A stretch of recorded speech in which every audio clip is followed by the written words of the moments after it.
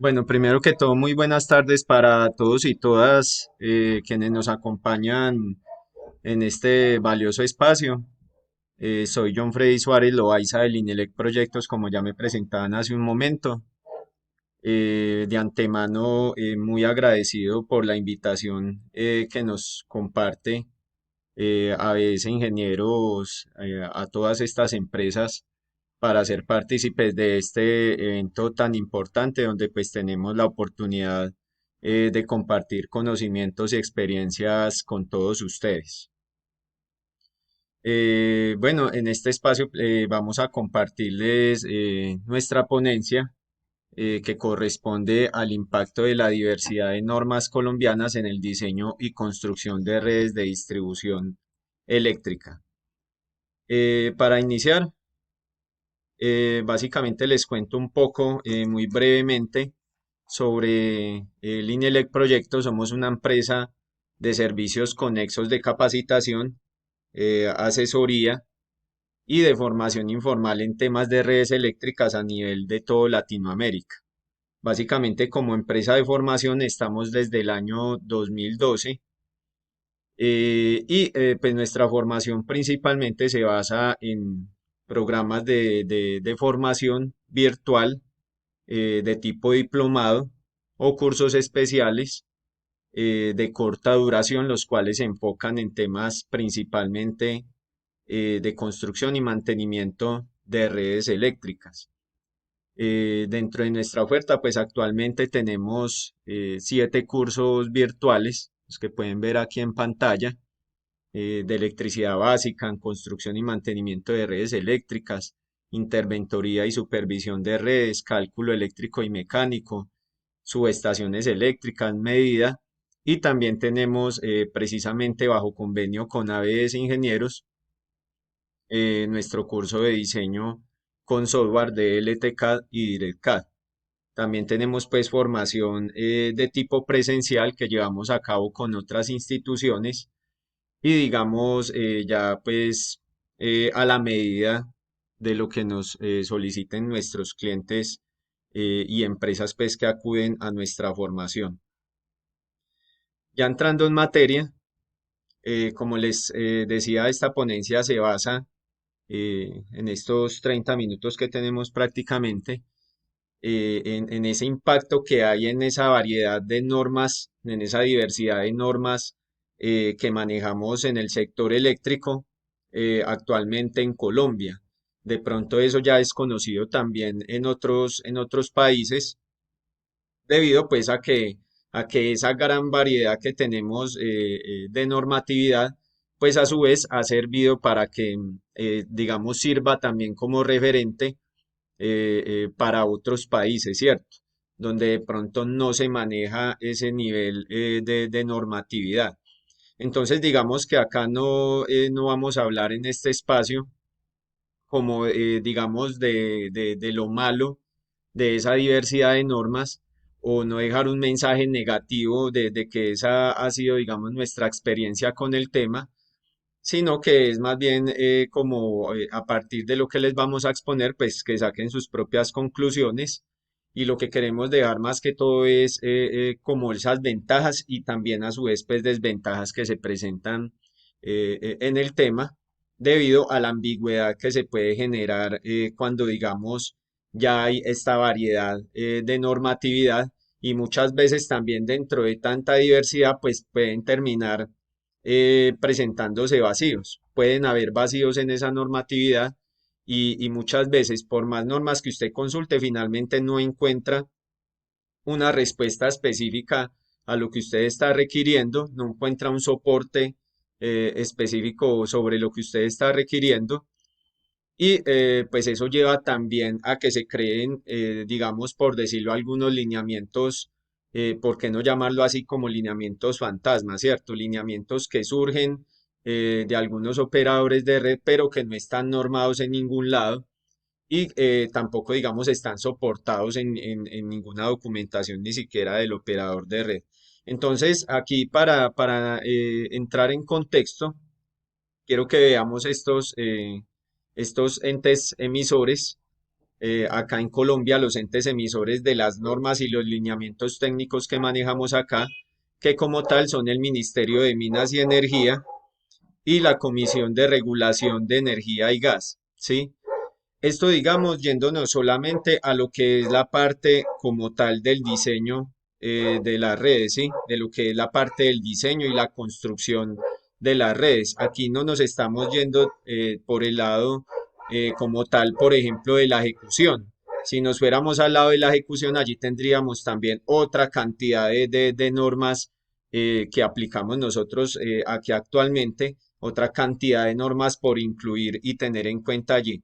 Pero acá nos vamos solamente, digamos, a limitar a lo que es como tal, como les decía, el diseño y la construcción. Entonces tenemos el Ministerio de Minas y Energía, que básicamente pues es el que se encarga, digamos, como de emitir esa principal normatividad que nosotros tenemos allí, ¿sí?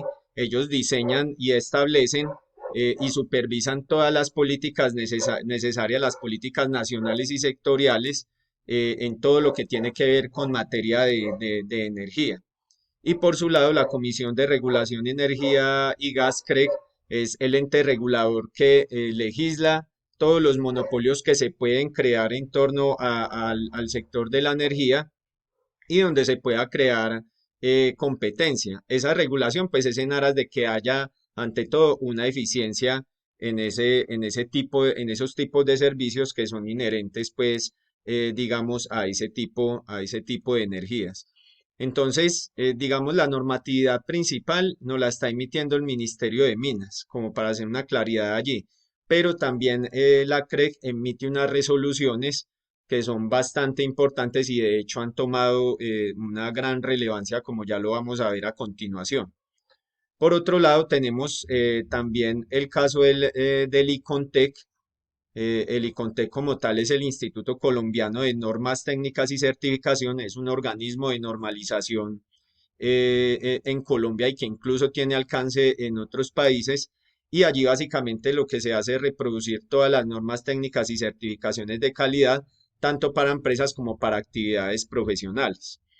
Ahora, digamos, ¿cuál va a ser la diferencia allí entre el uno y el otro? ¿Sí? Básicamente, el ICONTEC, como les decía, pues que como tal es un organismo de normalización. Él emite normas que básicamente, pues las normas son principios que siempre van a buscar mejorar una forma o mejorar una práctica de cómo se hacen las cosas. Pero una norma no necesariamente es una obligación o es una ley que se deba cumplir, ¿sí? Entonces, visto de esa manera, una norma, así como está establecida, simplemente es un referente que yo tengo para llevar a cabo un procedimiento, para fabricar un elemento, pero esta norma para poder convertirse en algo de aplicación obligatoria o en algo de ley, pues necesita en este caso que sea, digamos, reglamentado, como por ejemplo sucede acá en Colombia con el Ministerio de Minas. Entonces, básicamente, esas normas las está generando el ICONTEC, que son normas, se les llama NTC, Norma Técnica Colombiana, y son normas que incluso también han sido tomadas como referentes en otros países y que se basan y se referencian también a su vez en normas de gran aplicación internacional o de gran reconocimiento internacional, como son, por ejemplo, las normas ANSI, las normas de la IEEE, que es el Instituto de Ingeniería Eléctrica y Electrónica, o como las normas IEC, que son de la Comisión de Ingeniería Electrotécnica Internacional. Y allí pues hay una gran cantidad de normas que sí son de aplicación a nivel mundial y sobre las cuales se han tomado grandes referentes también para, digamos, construir estas normas NTC. Ahora, eso es lo que, digamos, nos ofrece técnicamente allí el ICONTEC. Ya allí es donde entra el Ministerio de Minas y Energía y básicamente es a partir de allí, como lo podemos ver acá con el Reglamento Técnico de Instalaciones Eléctricas, con el RETIE de aplicación acá en Colombia, a partir de este reglamento es que, digamos, pasa a dársele obligatoriedad, pasa a convertirse en ley esas normas que nos ofrece, digamos, el ICONTEC o que establece el ICONTEC. Como prueba de ello, mayor prueba de ello, tenemos, por ejemplo, la NTC 2050, que es lo que llamamos acá en Colombia el código eléctrico colombiano. Entonces, básicamente, el RETIE, que ante todo, pues es un reglamento, ¿sí? Prácticamente me está dando unas pautas para yo seguir, pero el RETIE no maneja tampoco tanto nivel de detalle como el que yo sí puedo encontrar ya en una norma. Entonces, a través del RETIE es que el Ministerio de Minas nos emite o nos demanda esa obligatoriedad, en este caso de la NTC 2050, que es el Código Eléctrico Colombiano. Acá lo vemos pues en su versión vigente, y ya hay una segunda actualización que en estos momentos, para poder precisamente entrar en vigencia, para poder convertirse de obligatoriedad a cumplimiento, pues necesita que digamos quede establecido a partir del RETIE, o sea, está esperando a que se dé la nueva actualización del RETIE para que pueda entrar en vigencia esa segunda actualización del Código Eléctrico colombiano. Este código eléctrico, esta NTC 2050, también es muy basada en todo lo que es la NEC de Estados Unidos, el Código Eléctrico Nacional de Estados Unidos, y también las normas NFPA, que son de la Asociación Nacional de Estados Unidos de Protección contra el Fuego. Entonces, para ambas versiones de la NTC 2050, digamos, se ha tomado en una gran medida como referente todo lo establecido en estas normas americanas, que digamos tienen una mayor antigüedad y mayor aplicación en el tiempo. Entonces, básicamente, esto es, digamos, lo que estamos manejando actualmente en Colombia. Tenemos que seguir una normatividad que está establecida en el Código Eléctrico, que ya vamos a ver que es una norma más enfocada en lo que es el uso final, y debemos seguir también lo establecido en el Reglamento Técnico de Instalaciones Eléctricas, del cual ya vamos a ver su estructura y vamos a ver cómo se abarcan todos los procesos del sector eléctrico. Aquí también les agregué el RETILAB, que es el Reglamento Técnico de Iluminación y Alumbrado Público, también establecido por el Ministerio de Minas y Energía. Creo que ya en las otras ponencias también han escuchado hablar sobre este tema. Y tenemos precisamente la resolución que nos emitió la CREC, la 038 de 2014, que también se convirtió en código de medida. Entonces, básicamente vamos a ver cómo todos los operadores de red han tenido que irse sumando a lo que dice este código de medida, para de esa manera ir unificando, por ejemplo, todo lo que tiene que ver en lo que a medida corresponde, ¿sí? Eso quiere decir que hay intentos, se han dado intentos durante la historia y actualmente de que se dé una homologación entre lo que es la normatividad. Uno pensaría que con tanta normatividad lo que debemos llegar a futuro, ojalá no muy en el largo plazo, a lo que debemos llegar es, por ejemplo, eh, a un marco normativo como el que se maneja actualmente en España. No vamos a decir que es el mejor marco normativo, pero sí lo tomo como referente porque pues a pesar de ser un país que también es grande, es un país de gran tamaño, ellos tienen, digamos, concentrada su normatividad en unos documentos únicos, ¿sí? Por ejemplo, en España se maneja el RELAT, que es el Reglamento de Líneas de Alta Tensión, lo estoy citando aquí como ejemplo, y así como ese reglamento, ellos tienen también otros que aplica, por ejemplo, para la parte de media y de baja tensión. Y estos reglamentos lo que tienen, digamos, adicional es unos ITC, unos instructivos técnicos complementarios, que básicamente lo que buscan, valga la redundancia, es complementar lo que está establecido en el reglamento. Pero todo sigue amarrado al mismo reglamento y es de aplicación a nivel nacional. La diferencia que vamos a tener nosotros aquí al respecto, o cómo lo podríamos comparar con esa situación del marco normativo de España en el sector eléctrico, es cómo el reglamento técnico de instalaciones eléctricas nuestro pues prácticamente se tendría, digamos que dividir en otros reglamentos que sean de aplicación por cada uno de esos grupos de niveles de tensión, o necesariamente no dividirlo, pero sí que quede establecido en un solo reglamento y prácticamente esos instructivos de los que hablamos pues serían, por ejemplo, como lo que es actualmente el RETILAB, lo que es actualmente el código de medidas, ¿sí?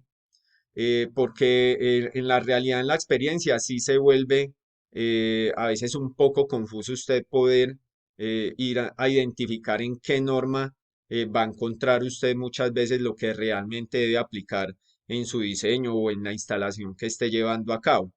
Esto porque muchas veces, como puede que el código de medida le esté diciendo a usted algo, resulta que de pronto en el código eléctrico o en el RETIE, algo se alcanza a mencionar precisamente, por ejemplo, sobre ese caso de una instalación que tiene que ver con medida.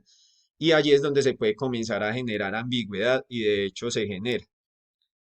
Así como muchas veces se genera esa ambigüedad, hay casos donde se dan, digamos, como les mencionaba hace un momento, esos vacíos que, digamos, nos llevan a muchas veces no saber cuál propiamente es el procedimiento a seguir o el lineamiento a seguir en determinados casos. Aquí les voy a compartir un poco de lo que es la estructura del Reglamento Técnico de Instalaciones Eléctricas, que de igual manera, a pesar de lo que les he mostrado hasta el momento, pues sigue siendo, digamos, el documento insignia, sigue siendo el documento principal, porque a partir de este reglamento, pues como ya les mencionaba, se habilita la vigencia del código eléctrico y a su vez de allí se derivan lo que van a ser las normas constructivas que vamos a ver, ¿sí?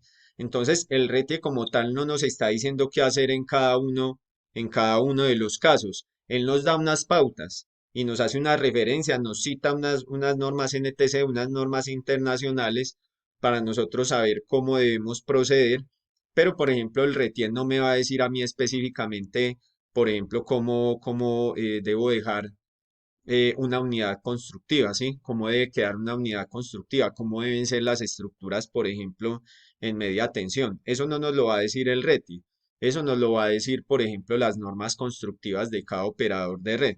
Y esas normas constructivas pueden ser muy variables. Entonces, básicamente, el RETI tiene 9 capítulos. Sí, perdón, tiene 13 capítulos. Aquí los vemos, los tres primeros capítulos son los generables, los generales, perdón, los que son aplicables a todos los procesos. En el uno tenemos las disposiciones generales, en el 2 los requisitos técnicos esenciales y en el 3 todos los requisitos de producto. En el capítulo 4, aquí tenemos del capítulo 4 al capítulo 8, que son los que se enfocan en los procesos del sector eléctrico.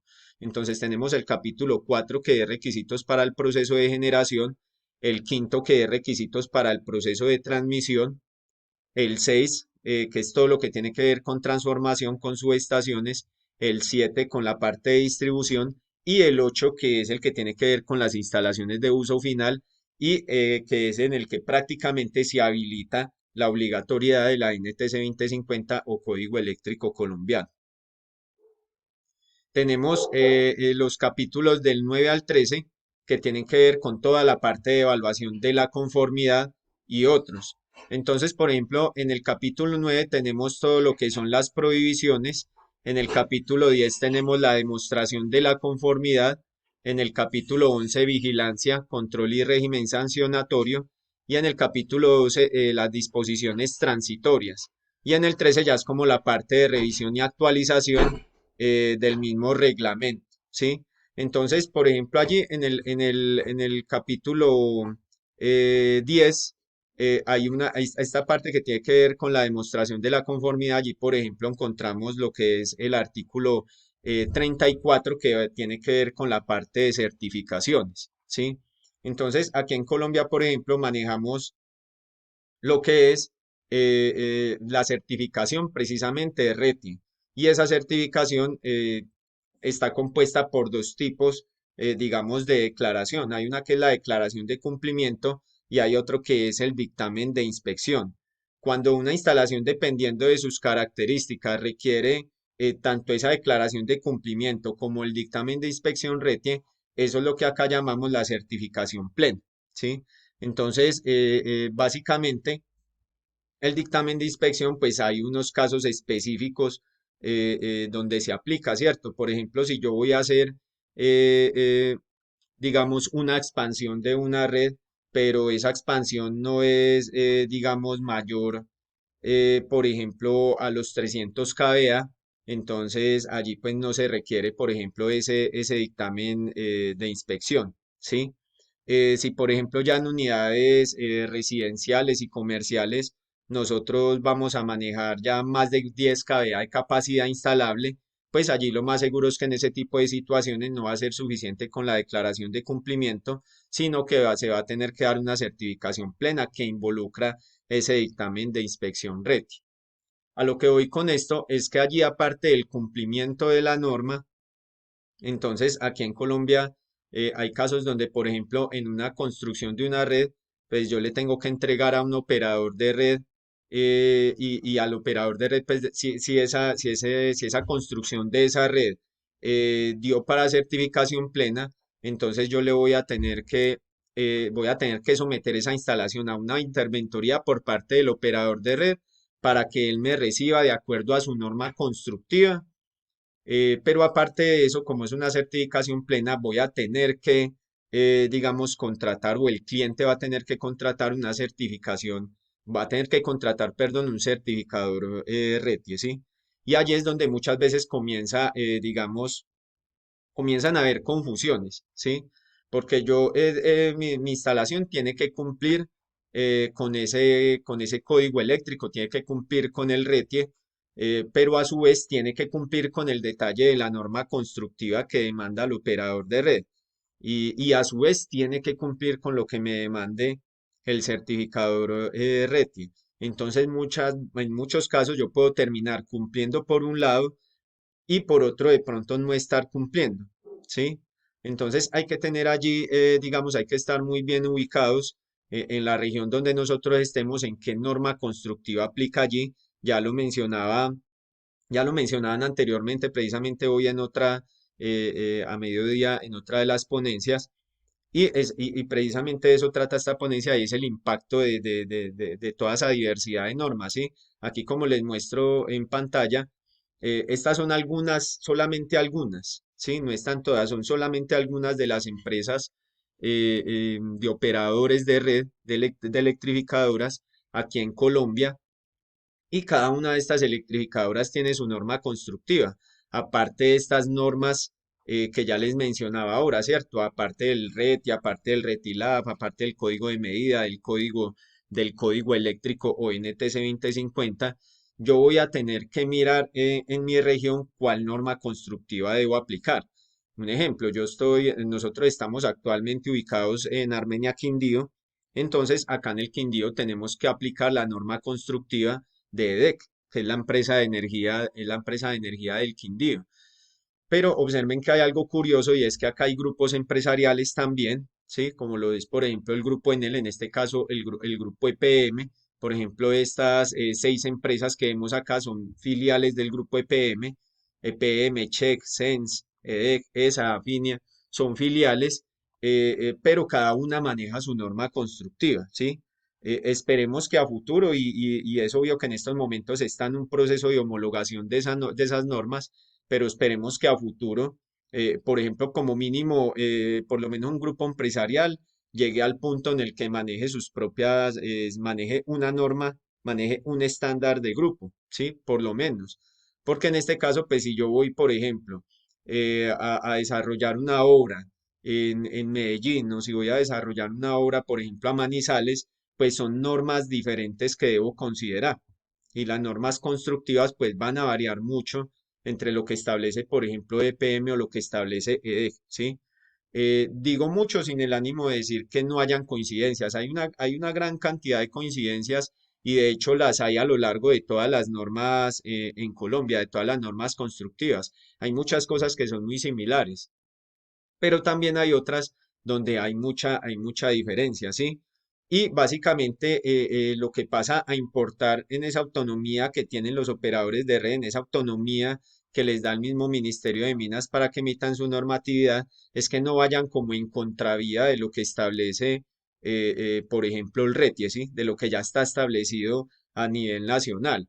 Pero eso quiere decir que si, por ejemplo, el RETIE en su artículo 13 nos establece unas distancias de seguridad específica, y yo estoy en cumplimiento de esa distancia de seguridad, pero el operador de red en su norma constructiva me dice que él quiere que yo le entregue, por ejemplo, esa estructura con una distancia de seguridad mayor a la que está, mayor a la que está exigiendo el RETIE, o supongamos en una estructura un esfuerzo, un determinado esfuerzo mecánico, pues ya el que me demanda el operador de redes mayor, pues entonces yo voy a tener que cumplir con lo que me dice el operador de red, porque si no ante su interventoría no va a ser, no voy a tener esa aprobación, ¿sí? Puede que ante el certificador de RETIE sí esté en cumplimiento, pero ante la interventoría no voy a tener ese mismo cumplimiento porque no estoy cumpliendo con la norma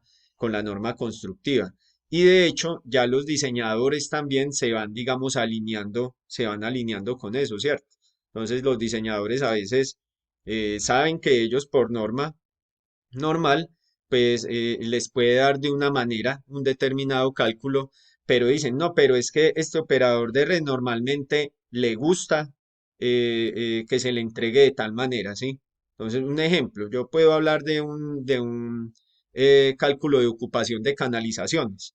Entonces, yo para estar seguro de esa ocupación de canalizaciones, me voy al código eléctrico que es la NTC 2050, que de hecho, pues ese, por ejemplo, es un aspecto que es muy similar a lo que se trabaja con la NEC de Estados Unidos. Y allí está muy detallado ya, incluso hoy en día ya no es necesario casi que hacer el cálculo, sino que están muy detalladas las tablas de acuerdo al tipo de ductos y de acuerdo a todos los tipos de conductores. Pero básicamente puede llegar el operador de red en su norma constructiva, o así no esté en su norma constructiva, sino por gusto, y desdibujar eso, ¿sí? Entonces a mí me puede dar por tabla del código eléctrico, me puede dar que en una ocupación X de canalizaciones, pues deba utilizar un ducto, por ejemplo, de 2,5 pulgadas, ¿sí? O de 3 pulgadas. Pero resulta que al operador de red le gusta es que se le entregue de 4 pulgadas. Entonces, allí, y bueno, y el diseñador, ¿qué hace ahí? No, desde el diseño lo coloca con 4 pulgadas para no ir a tener líos con el operador de red y que no le vaya, digamos, a rechazar la aprobación del diseño, ¿sí?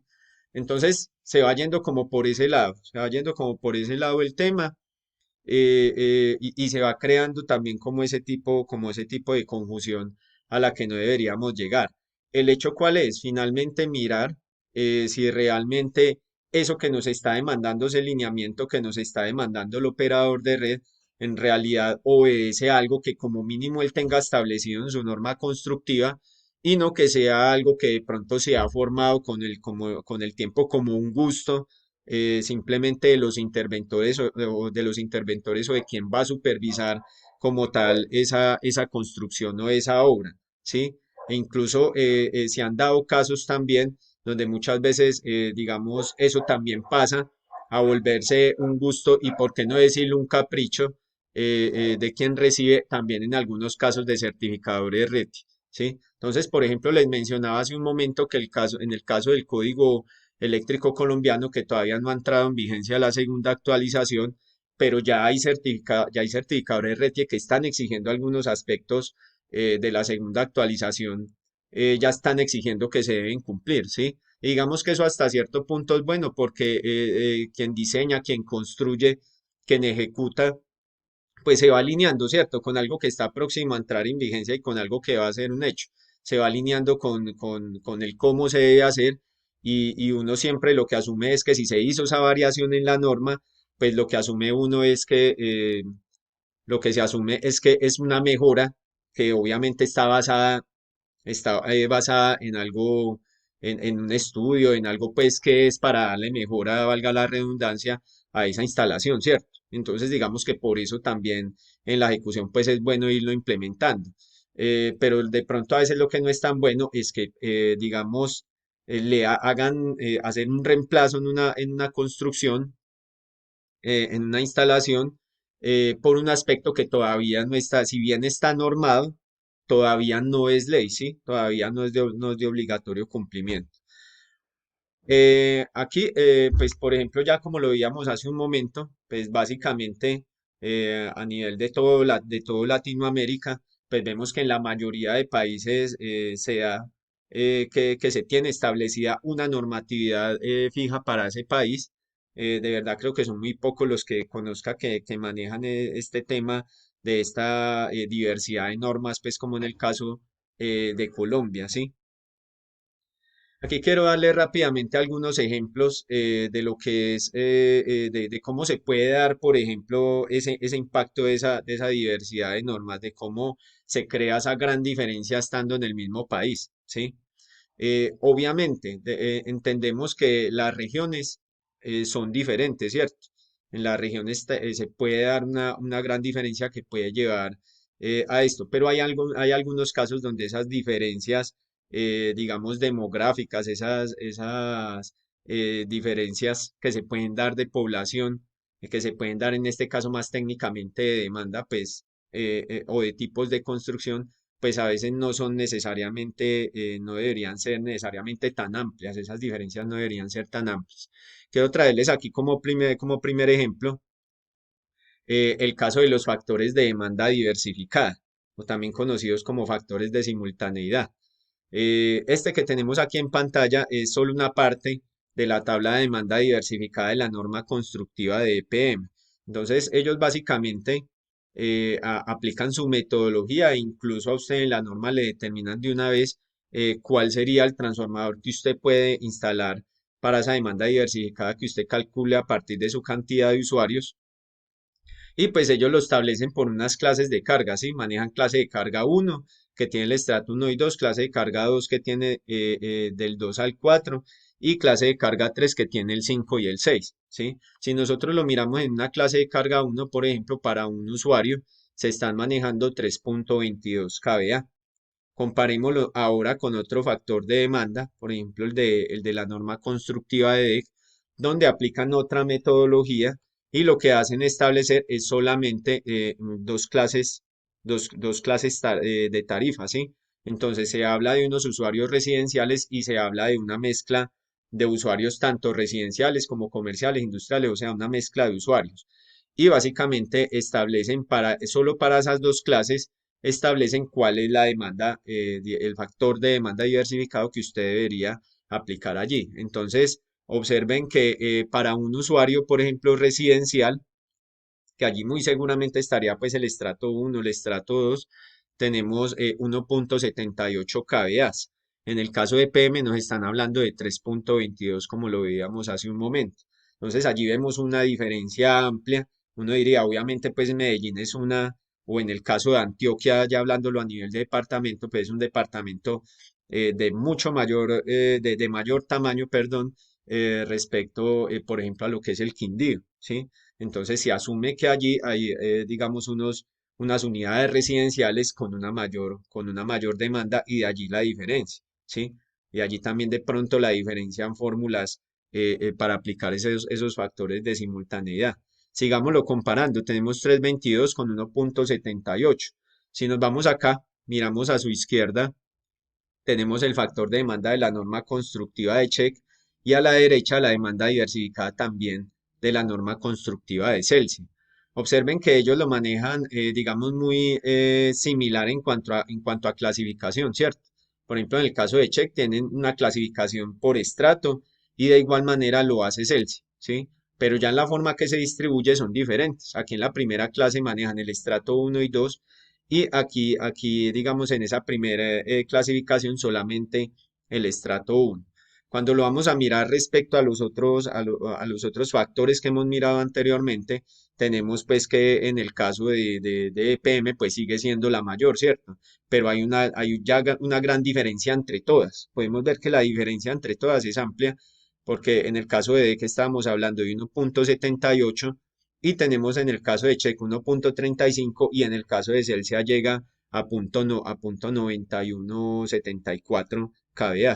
¿sí? Entonces, esos son ejemplos de diferencias que se dan y de cómo usted, por ejemplo, para este tipo de diseños, para este tipo de construcciones de red, pues siempre va a tener que estar muy enfocado en lo que le demande a usted su respectiva norma constructiva. Esto no lo va a establecer como tal el RETI, ¿sí? El RETI como tal, como les decía, le va a dar a usted unas pautas y va a ser como una guía y lo va a direccionar. Pero el RETI no le va a establecer a usted ni siquiera la metodología para establecer la demanda diversificada. Allí hay una autonomía de los operadores de red para llevar a cabo ese cálculo, para aplicar su respectiva fórmula y para establecerlo en su norma constructiva de la forma en que ellos consideran que le aplica a su región. Aquí paso rápidamente a otro ejemplo de esa diversidad, ya en una forma constructiva. Por ejemplo, en estas configuraciones estructurales de media tensión, en la norma de PM se establece una configuración triangular, pero ellos lo establecen con una cruceta de 1.5 metros. Si nosotros lo comparamos aquí con la empresa de energía de Boyacá, sigue siendo una configuración triangular, pero con una cruceta de 2 metros. Y de hecho ellos en su norma no detallan a qué altura debe ir, por ejemplo, la línea central respecto al montaje de la cruceta. En el caso de la norma de PM, observen que se manejan, bueno, luego de los 200 milímetros del punto de rotura, se manejan 500 milímetros de distancia de la línea y digamos que eso le da a usted unos parámetros muy claros para usted, por ejemplo, pasar a hacer lo que es el cálculo de distancia media geométrica de cara a lo que va a ser determinar las constantes de regulación y pérdidas de su diseño y de su construcción de red. En este caso queda abierto, ¿cierto? Queda abierto a qué distancia lo voy a colocar y digamos que hay un poco de confianza por parte del operador de red porque en términos generales respecto a las distancias de seguridad que se establecen en el reglamento, pues cualquiera de los casos va a estar en cumplimiento, ¿sí? Cualquiera de los casos va a estar en cumplimiento, pero hay una mayor claridad en unos casos respecto a otros. Entonces aquí, por ejemplo, no tendríamos la altura de la línea y por ende eso quedaría como al libre albedrío de quien hace el montaje, ¿sí? De quien hace el montaje o de quien hace también el diseño al momento de determinar, por ejemplo, de hacer los cálculos de las constantes, por ejemplo, de las constantes K de regulación y pérdidas. Nos vamos aquí a otro ejemplo. En el caso de Enel sigue siendo la misma situación, ¿cierto? Estamos comparando, por ejemplo, una estructura de tipo terminal en media tensión y aquí vemos cómo en la norma en él, ellos ya manejan lo manejan en configuración plana, a diferencia de las dos normas que veíamos hace un momento, que lo manejan en configuración triangular, aquí la norma de Enel y la norma de Celsia no nos propone una configuración triangular, nos propone una configuración paralela y básicamente pues eso conlleva que la cruceta sea de mayor longitud, ¿sí? Y por ende eso también va a generar una variación en los cálculos de distancia media geométrica. En este caso, por ejemplo, en la norma de Enel, como les decía, se está manejando una cruceta de 2.5 metros y en el caso de la norma de Celsius se está manejando de 2.4 metros, ¿sí? Entonces ahí podemos ver esas variaciones que se van dando tan fuertes entre regiones, incluso como les comentaba hace un momento, entre operadores de red que pertenecen a un mismo grupo empresarial y pues como esto nos lleva a estar muy atentos en los diseños que nosotros llevemos, en los diseños y construcciones que llevemos a cabo. Otro ejemplo final respecto a esa diversidad de normas es, por ejemplo, el caso de las conexiones de acometidas en redes preensambladas, ¿sí? Lo que llamamos conexiones, por ejemplo, antifraude. Aquí, por ejemplo, en Colombia, desde hace muchos años se ha dado una técnica de manejar este cable de potencia de la caja portabornera que maneje una distancia, que el tramo de cable sea de unos 3 metros, lo cual tiende a generar una distancia respecto al amarre en la estructura, una distancia de las conexiones mayor a los 2 metros, ¿sí? Esto lo que buscaba era que no hubiera como un fácil acceso de personal no calificado, de personas que no tienen que ver con el operador de red, no hubiese un fácil acceso a las conexiones y se pudieran derivar, por ejemplo, de allí fraudes. Pero eso no está normado en ningún lado, eso no está normado ni siquiera en el RETIE y ni siquiera en las normas constructivas. Simplemente fue algo que por cultura se creó durante el tiempo y se generó allí como un pensamiento en las interventorías de que se debía colocar siempre esa conexión a esa distancia, ¿sí? Y muchas veces se ha dado el rechazo en instalaciones porque esas conexiones no se encuentran como mínimo a unos 2 metros o 2,50 metros del aislador de carrete o del amarre pues en el poste. Pero básicamente eso realmente, como les comento, no está normado casi que en ninguna norma constructiva. Aquí vemos, por ejemplo, esto es una modificación reciente que sí se homologó a nivel de grupo empresarial en la REA 8020 de PM.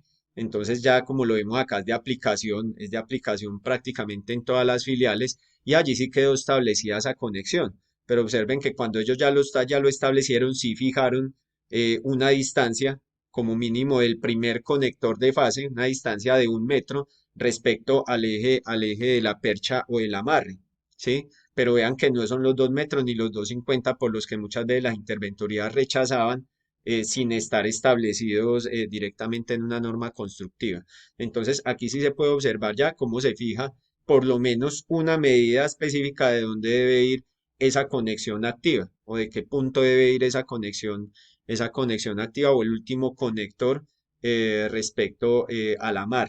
Ya cuando nosotros vamos a verlo en otras normas, pues realmente observamos que no hay un detalle, ni siquiera muchas veces se detalla la ubicación de la caja de derivación y no hay un detalle de qué distancia se debe manejar para esas conexiones, ¿sí? Como lo podemos ver acá también en el ejemplo que tomamos de la norma Enel, que acá también están pues fijando una caja de derivación y de igual manera en la norma de Celsia, donde también se observa una caja de derivación, incluso observen cómo ellos proponen que la caja de derivación se ubique por encima de la red, ¿sí?